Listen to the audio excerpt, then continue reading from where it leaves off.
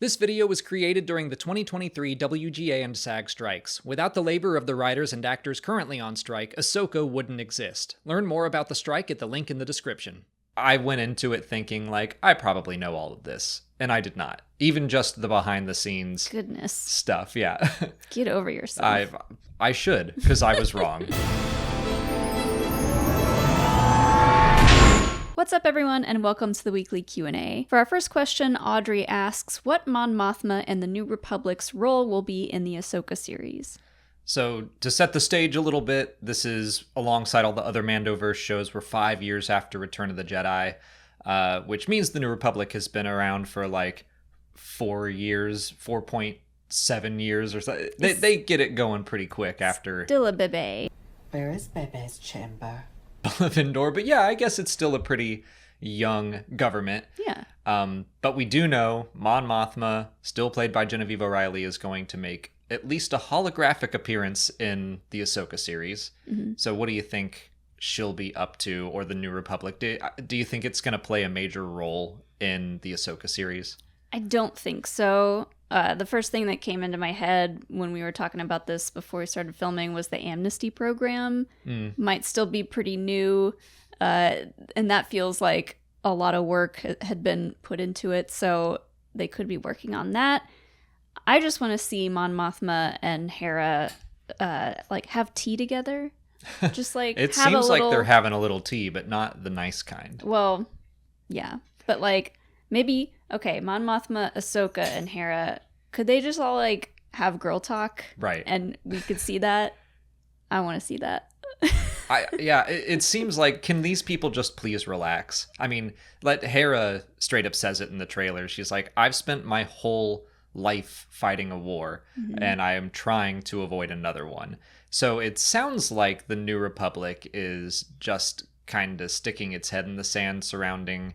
I almost said the First Order. I meant the Empire. But it's kind of the same thing that we see. It's this cycle that no one wants to admit, that the Empire can keep coming back.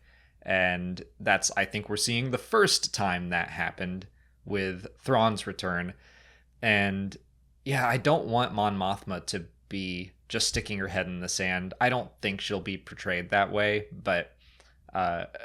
I don't blame her for wanting to relax, like I just said. She spent much of her whole life fighting a war as well. Yeah. I think for this first season of Ahsoka, the New Republic isn't going to be in it very much, because even a couple of years, that's still very early on for basically a whole new government to be trying to restart itself and rebuild itself after the Empire came in and ruined everything. So they have a lot of work ahead of them. I really hope that we do get some context for the New Republic, but yeah, I don't really think the Ahsoka series is going to dive into it too much.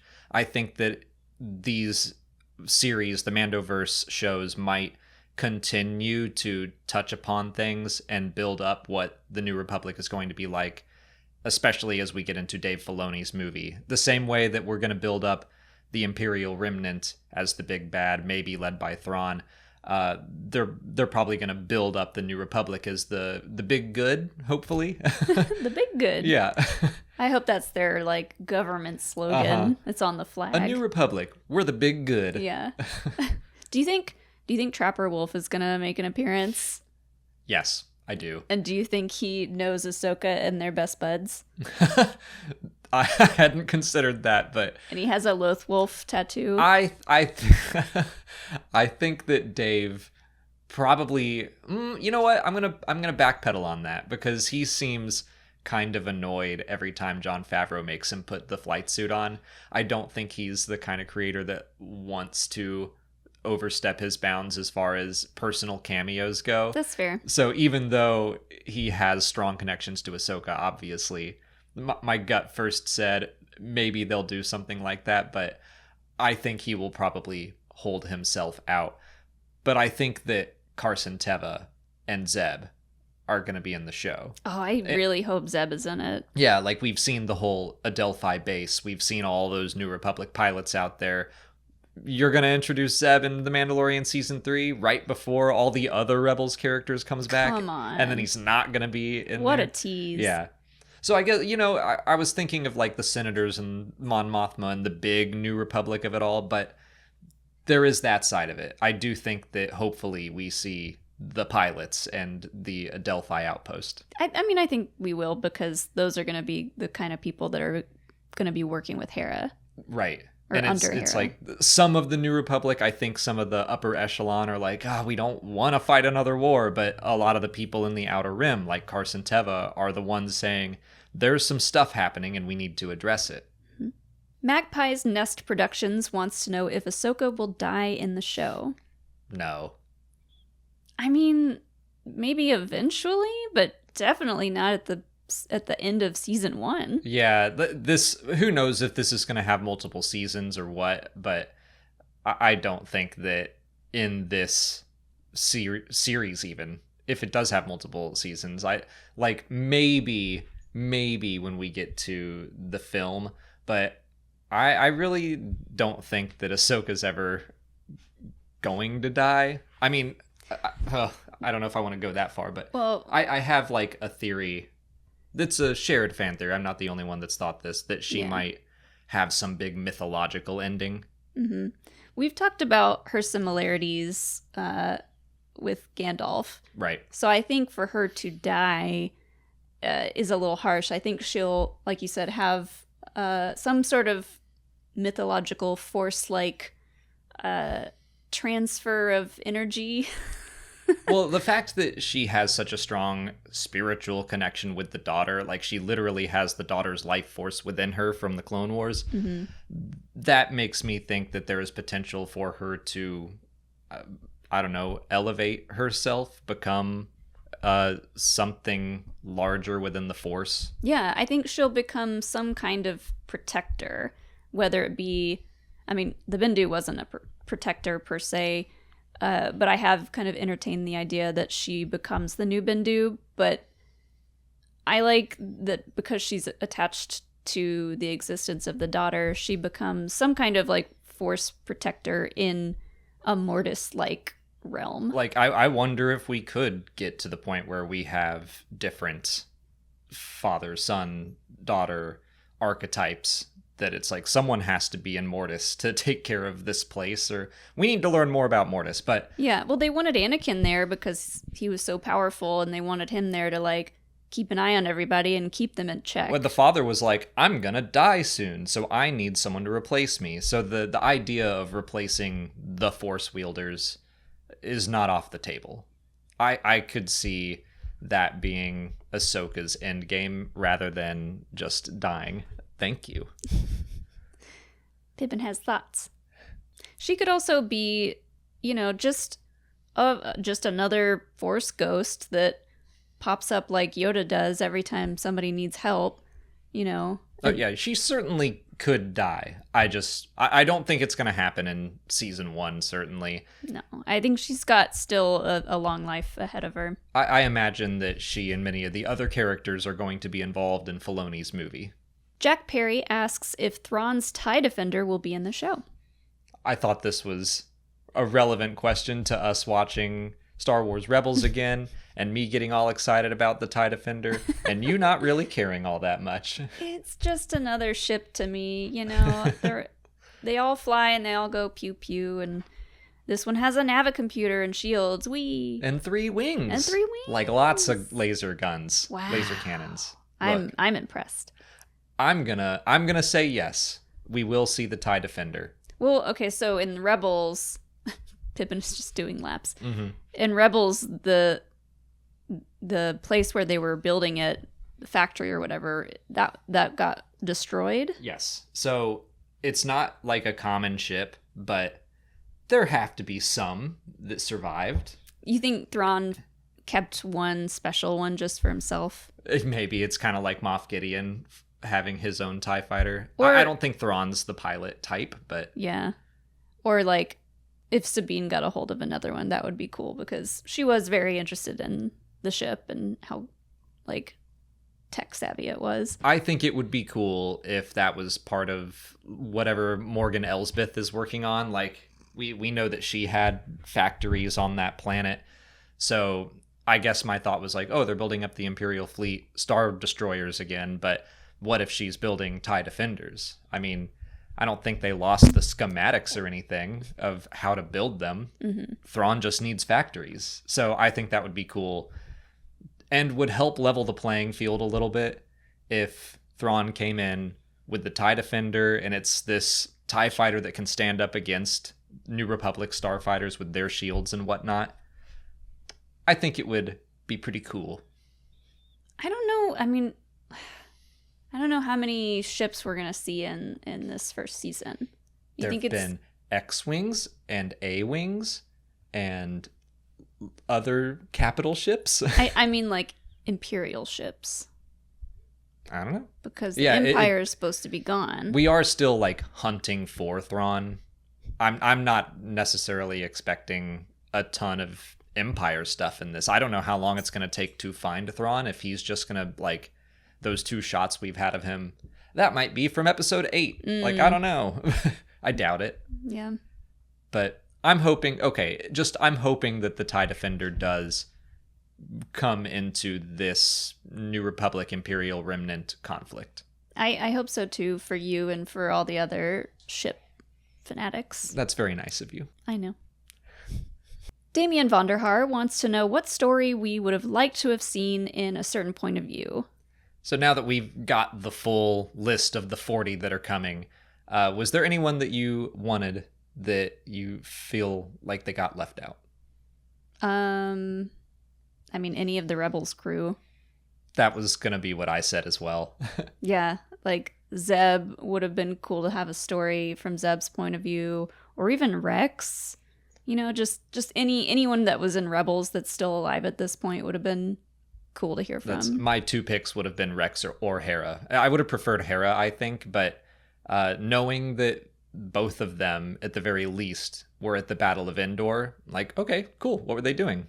I assume Hera was flying around in space, and I think we've even seen Rex in, like, the Galaxy of Adventures. He was fighting on the ground.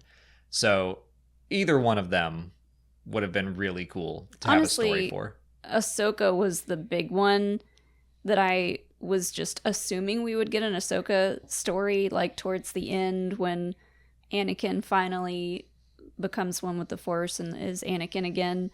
I just thought that would be a given, that somebody would give that story the green light, but I guess they're saving it for something else. I mean, it's possible we could explore that, not probably from the Return of the Jedi perspective, but we could see her interacting with Anakin as a Force ghost. So they may have said, like, let's not do Ahsoka, let's do other things.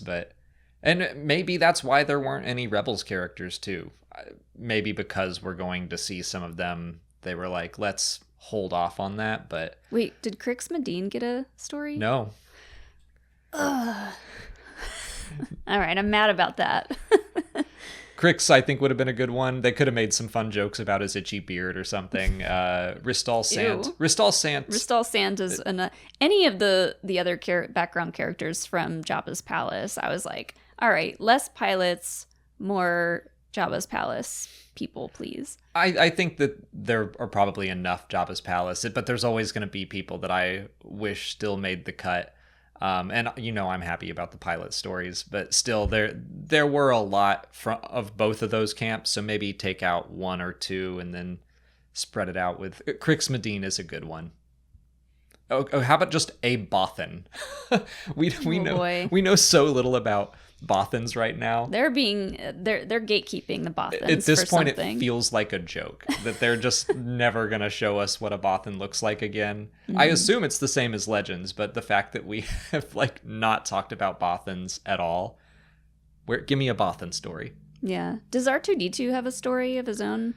No, but R2's like too big in my opinion. But I want to know about him becoming Bar-2-D2. So when he was working on the sail barge, do you think he was like, you know what? I could get into this. I could do this. Yeah. This is fun for me. He like fell into a character. He's like, I know I'm undercover, but I'm going to get really into slinging drinks. Yeah. He becomes a mixologist. Robert Dumel Jr. asks if we've listened to the podcast The Redemption of Jar Jar Binks. I have. I have not yet, but I want to. Yeah. I was going to talk about it I wanted to talk about it because A, it's very good. I went into it thinking like, I probably know all of this, and I did not. Even just the behind the scenes stuff. Yeah. Get over yourself. I should, because I was wrong. There was a lot in that podcast. I guess I meant more the behind the scenes stuff of how the character of Jar Jar came to be and how Ahmed got cast. But no, I learned a lot about all of that. And then it's just really interesting to see the dawn of the internet as the prequels are coming out and how little things have changed. Like, it's the same, but on a larger scale. But it's just very interesting to hear. It's a TED Talk podcast. We actually did like not a sponsored segment, just gave them a shout out because they asked and I liked the podcast. They didn't ask for us to do this one. I just finished the podcast and still thought it was really good. So I'll link to it in the description because it's very much worth listening to. Now a word from our sponsor, Babbel. Molly and I just got back from Star Wars Celebration in London, and it's really given us the itch to see more of Europe. If you have an upcoming summer trip abroad, my go-to travel hack is Babbel. Whether you're a seasoned traveler or embarking on your first adventure, communication is key to fully experiencing a new culture. That's where Babbel comes in. Babbel is the language learning app that sold more than 10 million subscriptions. Thanks to Babbel's addictively fun and easy, bite-sized language lessons, there's still time to learn a new language before you reach your destination. I took Spanish in high school and college, and completing the short lessons on Babbel has been a great way to refresh my understanding of the language again. You only need 10 minutes to complete a lesson, so you can start having real-life conversations in as little as 3 weeks. The lessons are expertly crafted around real life, so you can learn to have practical conversations. And there are a ton of ways to learn with Babbel. Beyond lessons, you can access podcasts, games, videos, stories, and more. Plus, it comes with a 20-day money-back guarantee. Shriwook and Huttese aren't options yet, but you can choose from 14 languages, including Spanish, French, Italian, and German. Start your new language learning journey today with Babbel. Right now, get up to 55% off your subscription when you go to babbel.com/Star Wars. That's babbel.com/Star Wars for up to 55% off your subscription. Babbel, language for life. On to YouTube questions. Carson Reed asks if a Force-sensitive person could have a non-Force-sensitive child. The short answer is yes. But they do point out that it does seem to be a lot of Force-sensitive people have Force-sensitive children also. But there is definitely examples. I can think of one from the Old Republic. Blue screened. Satele Shan's son. I had to go backwards. I was like, Bastila Shan. Satele Shan has a son who is not Force-sensitive. And like, is he like mad about it though? A little bit. That's the part that I would be sad to see is like, are they resentful because they're not Force sensitive, or are they like, ooh, dodged a bullet? I think he grew out of it. It's been a while since I read those books, and that one specifically that deals with it. I think as a kid he was definitely resentful because like he didn't really have a relationship with his mother, and it was all like this big scandal anyway because she had her son with a trooper, a Republic trooper, in the midst of the old Sith Wars. And so he was not raised by her, didn't really know her. So, you know, he definitely has some angst there. But I think he had largely gotten over it. And he turned out to be pretty cool. He was like an undercover Republic agent. Yeah.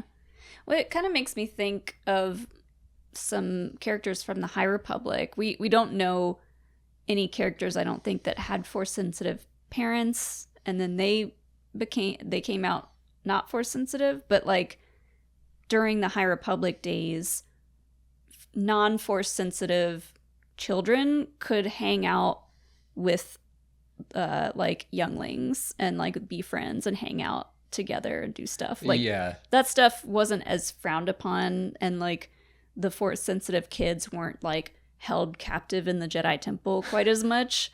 And we see some of that in Young Jedi Adventures too. So I don't know, it just makes me think of that.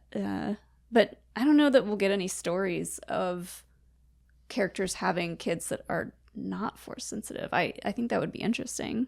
I think there was a story in Dooku Jedi Lost. One of the characters in that story had a child, but I can't remember if they were or weren't force sensitive.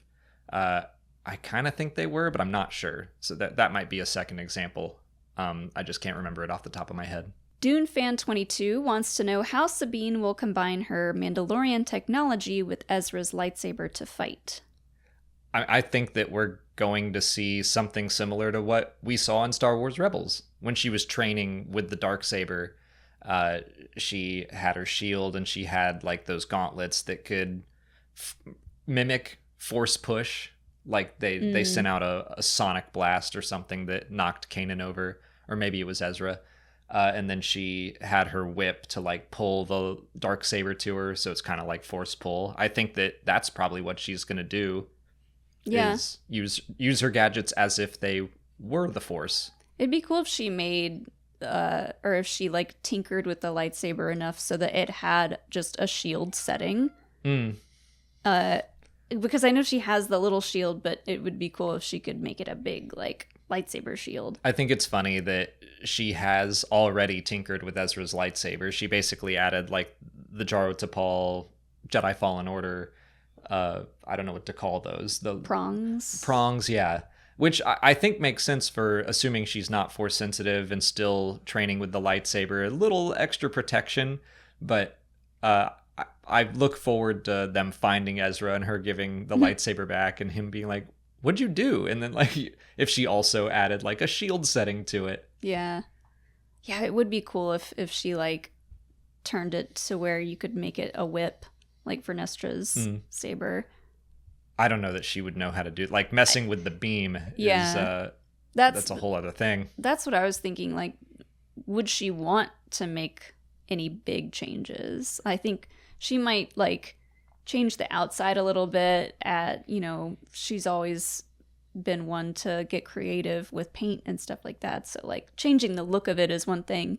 Adding mechanics to it is another. Yeah. And I don't know, like, she wants to find Ezra one day. She doesn't want to like give his lightsaber back to him one day and be like, so it's completely different now. I mean, when we first saw the lightsaber and that it had a slight modification to it, I was laughing at comments people were making of like, oh, Ezra's lucky she didn't do more, that like she didn't paint it or anything, because she would take his property and Kanan's property, like when they had those stormtrooper helmets, and then she would just paint them. Yeah. And they're like, okay, didn't ask you for this, and now we can't use it undercover, but whatever. Father and son talk Star Wars ask if Shinhati will be the adapted version of Mara Jade. I think so. Like, very loosely adapted. I'm kind of looking at, for now, Baylan Skoll as the adapted version of Jorah Sabayoth, and Shinhati is the loosely adapted version of Mara Jade. So what do you think it has been adapted? Just the fact that we need some Force users in this era. Like, I don't think Baylan Skoll is the crazy clone of a Clone Wars era Jedi. I think he is now just a misguided Clone Wars era Jedi that survived. And Mara Jade, I don't get the sense that she was once the Emperor's assassin. I think she's just Baylan's apprentice that he's taken under his wing. Yeah, but so we might see, very loosely. Yeah, and if we're going with she is a loose adaptation of Mara Jade, then she might come back around and join the side of good. That I find interesting, because if she does eventually join the good side, she could have a purple lightsaber. Sure. Instead of orange, which we still don't really know what's up with those orange sabers. Yeah. Orange-ish. I wonder if she... it seems like she's being trained by Baylan and has been for a long time, so maybe when and if he dies, or like she sees through the veil and like figures out that he's been just using her this whole time, training her to be this assassin and nothing else, like she could break through the veil and become one of the good guys. Yeah. As like I said, I can just see it being very, very loosely adapted. I don't think that she's going to meet Luke and over the course of several other stories, they'll fall in love and get married. I don't think that's going to happen. Nah. I think that for now, I think that all of this stuff leading into Filoni's movie is going to be very loosely inspired by the original Thrawn trilogy. And we might see episodes 1 and 2 and go like, oh, never mind, we were way off. And immediately it'll not be that, but who knows? Lestino07 wants to know if pilot or driver's licenses exist in Star Wars. Who let the Young Jedi Adventures kids fly so young? I loved that little addition to the question where it's like, because those kids are like 8 and they're flying vectors. They were trusted to go to this other planet and fly full-on starfighters back home. That is dangerous in my opinion, but I feel like flying in Star Wars is the equivalent of like having a skateboard. That's what I think the answer or has a to be. Little scooter. Yeah.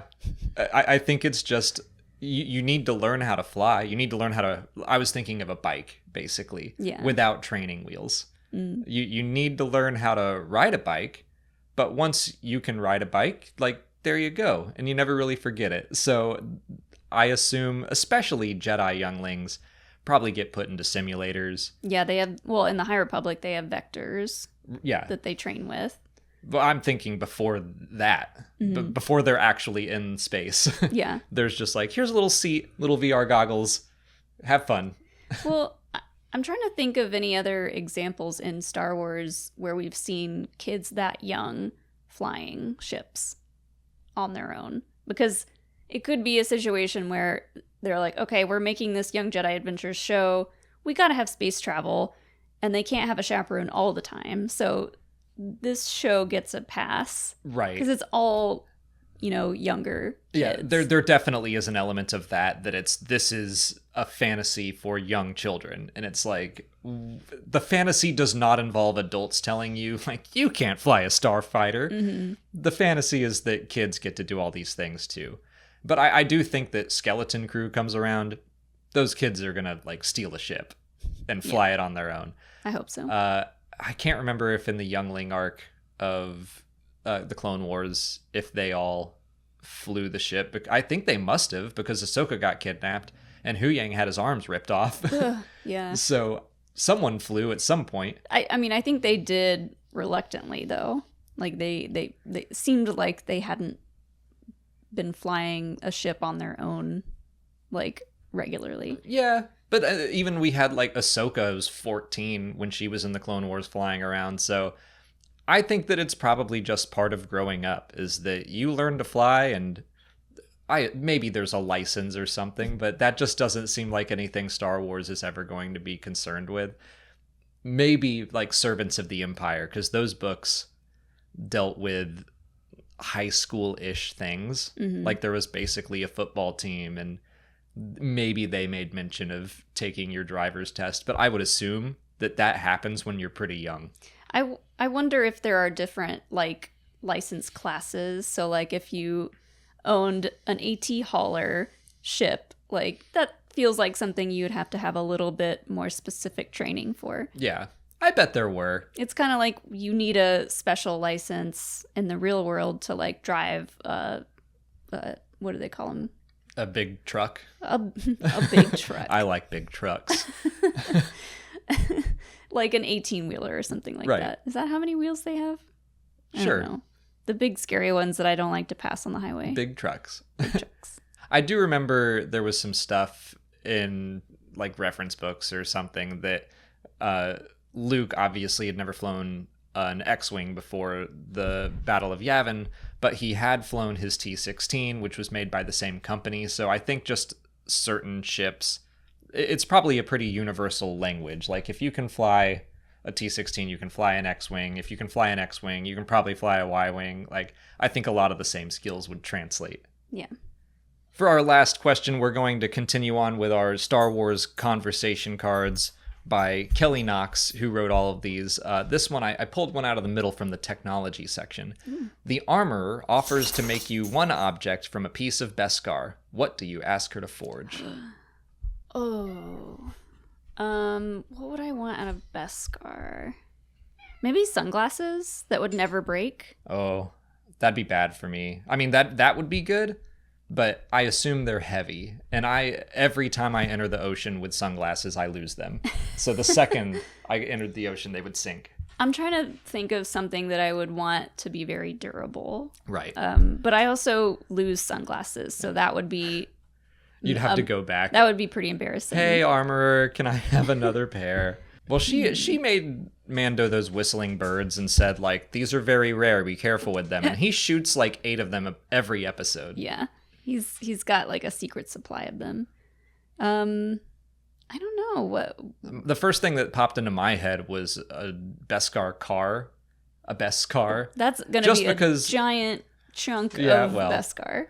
Leave nothing for the foundlings. Give it all to me. I'm just like, we recently got into a very minor fender bender and it was very annoying. So I'm like, that wouldn't have messed with anything. That's true. That'd be nice. I would get you a Beskar phone case. Ooh, I like that. Yeah. You don't drop your phone often, but well, when you I do, it's scary. A big deal. I've only like broken a phone, I think once. Which time was that? Like I just broke the front screen. Uh-huh. That was ages ago. Yeah. Well, the other time that I dropped my phone, I lost it completely. Uh-huh. So it could have not been broken. There's no way that phone was not broken the way you dropped it. I don't know. We were at the Georgia Stadium. Is that where we were? We were at a Lady Gaga concert, and Molly was dancing too hard, and her phone fell off of her person and went like into the cracks of the seats, and that thing was gone. I had it in my shirt because I didn't have any pockets.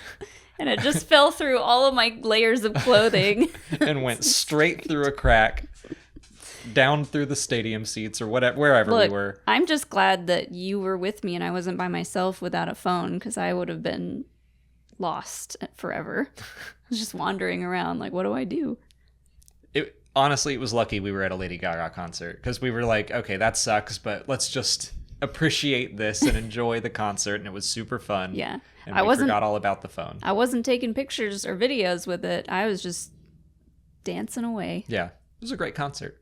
That's all the time we have for questions today. If you want to leave a question for next week's video, just put it in the comments below or sign up for Patreon to join our weekly Q&A discussion. If you haven't already, please like this video, subscribe to the channel. Follow us on X, Threads, Instagram, TikTok, Facebook, and Blue Sky. I'm not calling it X. And as always, thanks for watching, and may the Force be with you.